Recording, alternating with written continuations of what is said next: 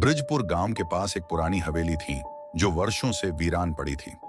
गांव के लोग कहते थे कि वहां रात होते ही अजीब अजीब आवाजें आती थीं। कोई उस हवेली के पास जाने की हिम्मत नहीं करता था, लेकिन हर किसी के मन में एक अजीब सा खौफ और आकर्षण था। राहुल, जो कि एक जिज्ञासु और निडर युवक था, उसने ठान लिया कि वह इस रहस्य से पर्दा उठाकर रहेगा। एक रात राहुल अपने दोस्तों के साथ उस हवेली में जाने का निर्णय लिया। रात का समय था, आसमान में चांद बादलों से ढका हुआ था और हवाएं जोर जोर से चल रही थीं। हवेली के गेट पर पहुंचते ही दोस्तों के बीच में डर की सिहरन दौड़ गई, लेकिन राहुल ने उन्हें हिम्मत दी। हवेली के अंदर दाखिल होते ही ठंडक ने सबको घेर लिया। हवेली के अंदर बहुत ही अजीब माहौल था। दीवारों पर लगे चित्र जैसे उन पर नजर गड़ाए हुए थे। अचानक हवेली के पुराने लकड़ी के दरवाजे अपने आप बंद हो गए, जिसे सब घबरा गए। राहुल ने उन्हें शांत रहने को कहा और आगे बढ़ा। धीरे धीरे सबने एक कमरे की ओर बढ़ने का फैसला किया, जहां से उन्हें हल्की हल्की आवाजें सुनाई दे रही थीं। जैसे ही उन्होंने कमरे का दरवाजा खोला, वे सब चौंक गए। वहां एक प्राचीन दर्पण था, जिसके सामने एक धुंधली छवि दिखाई दे रही थी। अचानक उस दर्पण से एक भयानक औरत की छवि उभरने लगी। वह औरत चिल्लाते हुए बोली, तुम यहां क्यों आए हो? जाओ, वरना तुम्हारा भी वही हाल होगा जो मेरे साथ हुआ। राहुल ने हिम्मत जुटाई और उस औरत से पूछा, तुम कौन हो और यहां क्या कर रही हो? औरत की छवि ने बताया कि वह इस हवेली की पूर्व मालिक थी।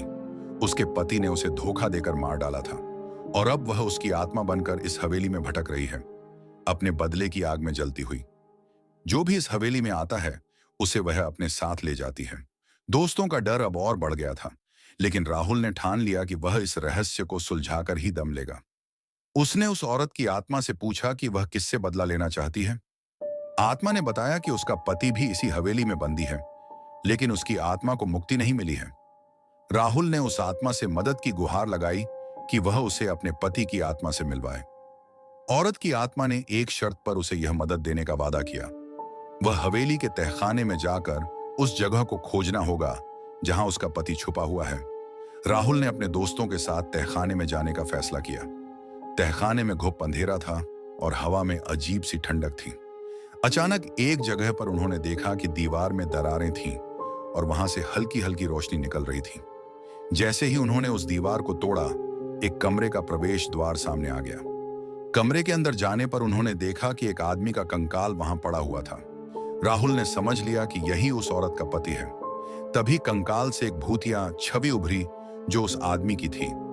राहुल ने दोनों आत्माओं को एक दूसरे से मिलवाया।